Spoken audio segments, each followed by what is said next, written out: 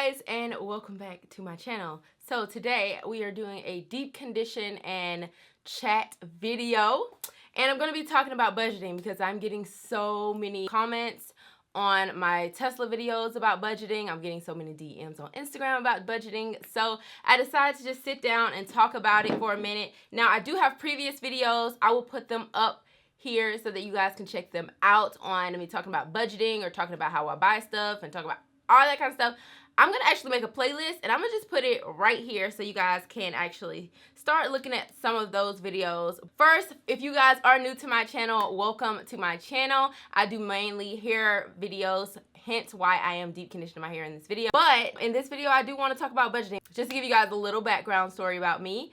I did go to college, so I have student loans, but after I got out of college, I worked the corporate life, and I have rented before, but now I own a house, and I've had a total of 3 cars. One of my cars are paid off. The other car only owes about $9,000 on it left, and now I have a new car, which is the Tesla. I've had a lot of different things. I've had credit cards. I probably have had like, I want to say 4 credit cards in my life. So that's kind of the background story. I'm 28 and I owned my house when I was 25. Let's just get right into this video. I do want to let y'all know that I am going to be deep conditioning with the, is it Ajua deep conditioning? Y'all can't even see it because my lights are so bright, but this is the Bio Mint deep conditioning treatment. Now, one of my subscribers sent this in my P.O Box, so shout out to you. This is the travel size, which is why it's so small, but I've already used it, you guys. I've already used it, and I have quite a bit left. It's very thick, so it's cool. I like it. It smells like mint, but it has like a very light minty scent. I don't know. And by the way, my hair is cleansed, and I did condition it and detangle it, so that's where we're starting off right now. How do you save? When you are thinking about saving, you honestly have to think about how you save. What is your best saving methods for you?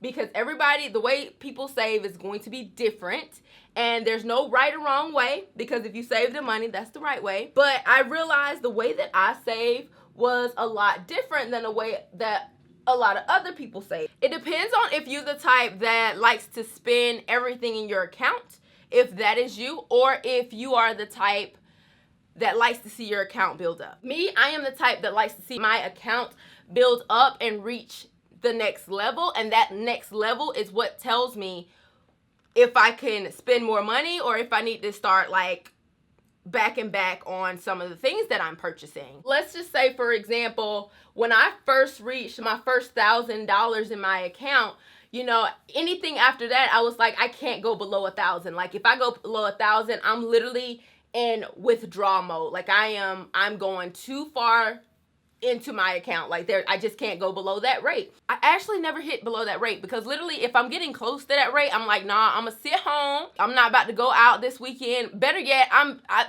forget going out. I'm trying to save. That's literally has to be your mentality. You can't be going out. You can't be shopping. You got to tell people no. Like, I know a lot of y'all probably like going out, but let me tell you, when you save that money and then you go out the next time, you're gonna feel 20 times better. You should not be living paycheck to paycheck if you can help it. So that was just my mentality. So if you guys haven't watched any of my older videos, when I started off, when I got out of college, I was making $12 an hour. I was actually a recruiting assistant when I first started off, and I had to get me an apartment in Atlanta because that's where my job was, and it actually was in North Atlanta. If you guys are familiar with North Atlanta, it's kind of expensive. I had to live in Sandy Springs. At that point, it wasn't about getting a nice apartment. Honestly, it was about getting something I could afford. Of course, I didn't want anything trashy, and making $12 an hour, that really ain't a lot of money if you think about it. If you got like a $800 rent, and then you trying to get cable and internet, and at that point, you got to realize that you need to sacrifice. You need to sacrifice. If you're not trying to sacrifice anything, then you're not trying to budget. Like, that's all budgeting is creating a few sacrifices. Like I keep trying to tell y'all in every finance video, like, I don't have cable, haven't had cable ever. I eat very cheap. Like, I used to make soups. Like, I wasn't like, I'd buy a big thing of chicken that'd probably cost me like $10, and then I try to make it differently and just let that last me with french fries. I'd put a budget on the food for the week, and if I didn't have enough to go out to eat. I didn't go out to eat. Like, I took my own lunch to work. I'd cook a soup that can literally last me for like a week. Yeah, nobody wants to eat soup for a week, but it's all about sacrificing. Like, if you don't want to sacrifice, then like, why are you, what's the point? Like, you're not gonna save if you're not gonna sacrifice. You know what I'm saying? And I know there's some things you can't sacrifice, but like, there are things you can sacrifice. Like, put that alcohol away for a minute. If you ain't got money, you shouldn't be like drinking alcohol. Like, that's just how I feel. I feel like those type of things should be rewarded to you if you are saving. But if you aren't saving and you need to kind of rack up, go ahead and do that. And when you are saving, y'all, you got to put like a big amount. Like, it's not like, oh, I'm going to save $100 out of my check every 2 weeks or something like that. Like, you got to save more than that. You got to be like really, really dedicated to what you're doing, and you just got to really save that money. When I was making $12 an hour, I literally don't spend money. Like, I would take out of my account cash that I would want to spend on anything else, and I would literally write down all of my bills. You need to know how much your bills are costing you monthly, like all those little bitty things like Netflix and Hulu. And then you got nails. Like, when you are calculating your budget, you got to put all that in there. You got to put gas, hair products. If you buying hair products, you got to put everything that you feel like you are purchasing every month. And that has to be put together a budget of things that you have to get. And then a few things of like miscellaneous. If I have extra money, I can do this. You know what I'm saying? Like, when I was making $12 an hour, y'all, I had my nails done. Toes was crusty. Honey, I was crusty. Hair was looking a little dusty. Y'all, that corporate life ain't no joke. It ain't no joke. I understand. I am not here to act like I don't understand. I have been at the bottom of the totem pole, and I have been in a management position. I have been in a regular recruiting position. I've been at horrible companies. I've been at great companies. I've had horrible managers. I know, sis. I've had so many different managers. Don't get it twisted just because y'all just now came to my channel thinking that a sis just been like this her whole time. Like, I've had to work. I have been mistreated in the workplace. Like, I understand. But y'all, back then, let me tell y'all couldn't tell me nothing. I was all about that job. I was focused on the money. Y'all couldn't tell me nothing. Y'all couldn't tell me that I wouldn't be at these jobs for a long time. You couldn't tell me that I wouldn't grow in these companies. But anyway, I feel like I'm getting all off topic. Anyway, yeah, budgeting. So when you are budgeting, like I said, you need to have your necessities. So I wrote down a whole list of like what my house alarm bill would be, how much the grass would be to get it cut. Like, and sometimes you have to cut some of that stuff out. I'd be like, maybe I can't get my grass cut every week. Maybe I got to do every 2 weeks, or maybe every month. Maybe I need to get my black ass out there and mow my own grass. You know what I'm saying? Like, that's the kind of mentality you got to have if you are trying to budget and save your money. I am the type that I like to see my money build up, like I said. So once I hit the first 1,000, then once I reach 2,000, after I reach that 1,000, I got to the point where, like, okay, now that I've reached 2,000, I can't go on to 2,000. Once I reach 3,000, I can't go on to 3,000. So that's how I like to operate. So that's just how I save. I save very aggressive. Now, there are levels to saving. You can save, you can save as much as you want to save, and it's based on your income. And I know a lot of people can't save, but you got to make a loophole. You have to make a loophole. Even if you have to go and live in an apartment that may not be the best at the moment, you know what I'm saying? Like, you may have to go to the projects for a little minute. Like, I done lived in a trailer park before. So, you know what I'm saying? Like, sometimes you just got to do what you got to do and live below your means. Maybe you can afford to live a little bit more lavishly. That doesn't mean you have to. That's my little take on budgeting. I'm not a budgeting person. Like, I can't necessarily go in depth about like investments and stuff because I have an accountant now because of my YouTube channel, but like prior to that, I'm not the expert in that. So that's just how I budget and save all my money. I never had a savings. I never had a savings account. I didn't see the value in it. I wanted all of my money to be in one account, and I wanted to raise it and just keep raising it and just keep raising it. And once I hit the next 1,000, I'd say, okay, I can't go below that 1,000, or I can't go below that next 1,000. And that'll let me know how much I need to sacrifice for that week or so, or if I need to do something outside of that. Like, I don't know, you need to get a side hustle. If your job just ain't cutting it, first of all, look for a second job, look for a weekend job, do Uber. There's so much other things that you can be doing as well. So if you feel like you just don't have, you know, any extra funds, that's because you're not making extra funds. There's so much money out here to be made, and you guys like don't even know it. Like, you guys aren't researching it. You guys aren't putting your effort into it. That's what I gotta say about budgeting. Now let's get on to credits. As far as credit goes, I established my credit, I want to say early, but not early enough. I really think you should start establishing credit as early as you can. That was something that a lot of people don't necessarily talk about, because people be like, oh my gosh, you know, don't get credit cards. They're a scam. And it's like, they're only a scam if you don't know how to do it properly. Like, if you don't know how to use it, or you are the type that will abuse it, then yes, of course, it will become a debt. Like, it'll be a debt that you can't pay. Like, I feel like when you are thinking about credit cards and you put something on it, it needs to be something that you was gonna buy regardless if you had credit or not. That's why when you go in the stores, they're trying to get you to get credit cards, because clearly you're in that store to buy something. And so if you were going to buy it anyway, why not put it on the credit card to help build your credit? I feel like credit is very important in America, and there is a right and wrong way to do it. People who look at it in a negative light have abused it. If they give you like a $5,000 limit, there ain't nothing in that shit that told you that you needed to spend that $5,000. That don't mean that you need to go in Macy's and buy $5,000 worth of stuff. No, that means if you in Macy's and you about to get some shoes, use your credit card to get those shoes, and then take your ass home, and at your next paycheck, pay off them shoes. Period. There's no interest if you do that shit before the month. Like, I don't know how your credit card works, but get you a good credit card that don't charge interest for the first 28 days or so. I don't know if people know that, but like, you don't just have interest on it just because you use the credit card. You have interest on it when that shit just sitting there and you not paying off your balance.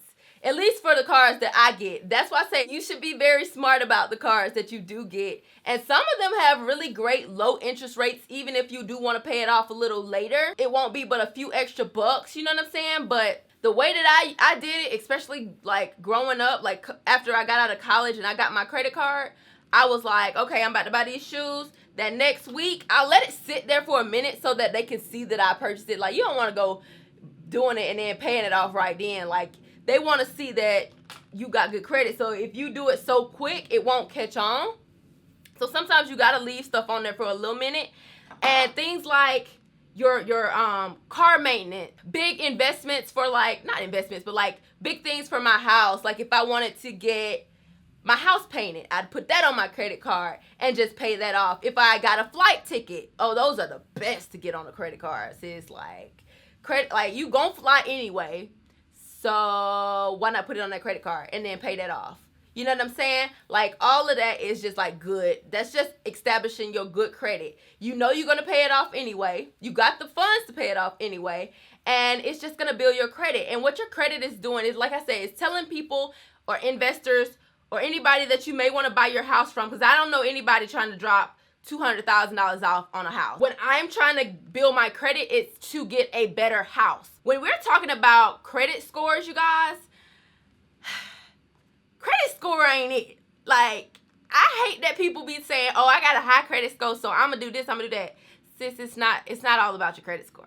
Did you not know that? Like, I had a great credit score when I first graduated college, and I went to go get a car. When I went to go get my Mercedes, I went to go get that car, and they declined me, even though I had a 750. Why do you think they declined me? Why do you think they declined me? They declined me because I didn't have a good credit history. Okay, I didn't have much history. That was the first car I was gonna get. It's crazy because I had already rented for years. Like, I've rented and stuff. I had bills in my name. I'm like, excuse me? What you mean I got no credit? I got bills. What you mean? Rent don't matter, bills don't matter, and half of these students' loans don't matter either. And I say half of these student loans because some people get loans as a student that are adult loans, so that's different. But normal student loans don't necessarily count for your shit. Like, rent and bills, they don't count towards your credit, but it can hurt your credit. And it will show up on your credit report because it can hurt your credit, but it's not building your credit. So I had to realize that quick. And so that's why I took out a real credit card, because at first I had them damn Victoria's Secret credit cards, but like those are cool, but like when I got my bank credit card, that one really helped my credit score out and my credit history. But then after I established my credit cards, I got my credit cards good. I was like purchasing stuff and paying it off and purchasing stuff and paying it off, and then I was like, okay, it's time to get a car. So that's when I got my Mercedes. Now when I got my Mercedes, like I said, I had a high credit score.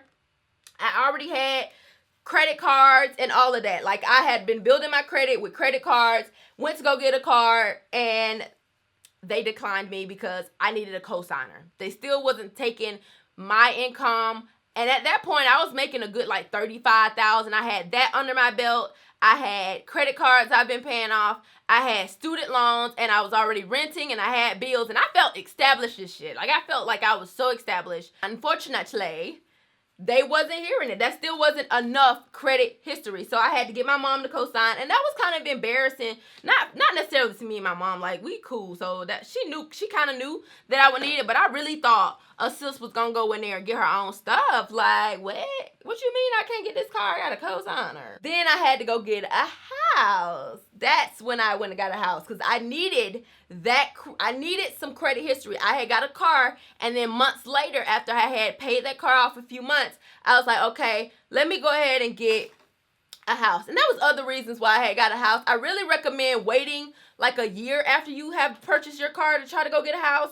But I did it. I did it like, I want to say like 4 months after. And it was a bit harder. I had to put money down on the house. But I mean, I ended up getting it. That's all that matters. And now I'm loving it, of course. All in all honesty, you guys, I feel like without my credit history, I wouldn't have been able to get that Tesla with 0 down with good monthly payments. You know what I'm saying? A lot of y'all ask me what my credit score is. And it's like, even if I tell y'all what my credit score is, that has nothing to do with you being able to get that car at the same price and no interest down or anything like that, because you don't have enough credit history. Like I said, I have 2 cars already that one I've paid off, and the other car only had $8,000, and I literally still was paying on that one religiously, never missed a payment ever. And then you got my mortgage, which I've never missed a payment ever, and that's like a big payment every month, you know what I'm saying? With all of that, my credit history looks good, along with the credit cards that I've been paying off, which boosts your score very, very high. If you just like get a credit card and you like pay it all off, you will see that it just like boosts your credit. The first people that ran my credit had a great APR for me, and that's what you're really trying to get, you guys. I think you guys don't understand that my car, when I got the red car, I was at like a 6 APR, and that's because, like I said, I didn't have I didn't have a lot of credit history for them to go by. I am just feeling so blessed. I mean, I don't have the answers for everything, but I just wanted to let you guys know my process. It's been a journey. I've been teaching my mom about credit. She has literally, my mom is like a really harsh, like, if she buys something on a credit card, let's just say she buys something on a credit card, she's gonna like power it in, probably like paying it off in like 3 months, even if it's the biggest amount. You gotta be smart. You have to be smart about it. If you are gonna have something on your credit card, you gotta be smart about it. If you are gonna have loans, you have to be smart about it. I feel like a lot of people aren't necessarily as educated about credit and stuff. Please do your research on credit, you guys. It's not as bad as you think it is. Just do not abuse it. That's just my little 2 cents on credit and budgeting.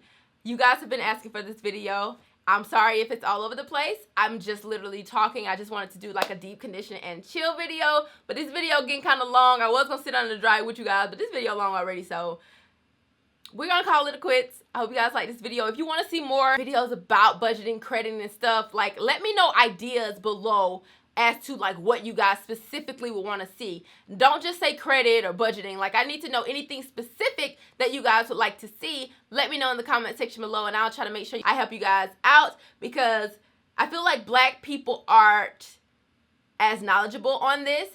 It's a white man's game, and I'm just gonna be honest. Credit is literally a white man's game, and you have to outsmart them if you want to be successful and all that jazz. So, back on this deep conditioner. We are done talking about credit and stuff, but back to this deep conditioner.